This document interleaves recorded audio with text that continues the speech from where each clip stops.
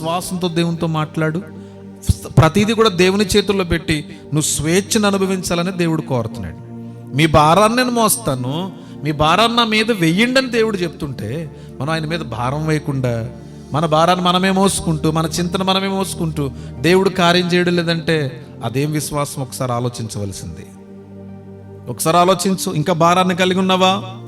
వ్యక్తుల పట్ల ఆలోచనలతో భారాన్ని కలిగి ఉన్నావా? వ్యక్తుల గురించి ఆలోచిస్తూ భారాన్ని కలిగి ఉన్నావా? పరిశుద్ధాత్మ దేవుడు నీతోనే మాట్లాడుతున్నాడు ప్రార్థనలో. ఏ ఒక్కరి మీద కూడా విరోధ భావాన్ని పెట్టుకోవద్దు. ఏ ఒక్కరిని కూడా క్షమించలేనటువంటి స్థితిలో నువ్వు ఉండకూడదు.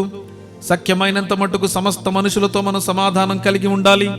మీ ప్రేమ అందరికీ మాదిరిగా ఉండాలి. దయచేసి నువ్వు కోరిందల్లా దేవుడు చేయాలనుకోవద్దు.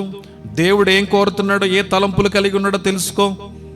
నీ సొంత ఆలోచనల చేత కాదు, నీ ఉద్దేశాలు దేవుని చిత్తమై ఉండాలి. లోకానుసారమైన వాటన్నిటిని ఆపేక్షించుకుంటూ దేవుని చిత్తం నాలో జరగాలని కోరుకోవద్దు. ముందు నీ జీవితంలో దేవుని చిత్తానికి అప్పగించుకో. నీ తలంపులు దేవునికి అప్పగించుకో. ప్రభా, నా తలంపులు ఎలాగున్నాయి, కానీ నా తలంపు జరగడం కాదు నాయన, మీ చిత్తాన్నే జరిగించండి అని విశ్వాసంతో నువ్వు ప్రార్థించు.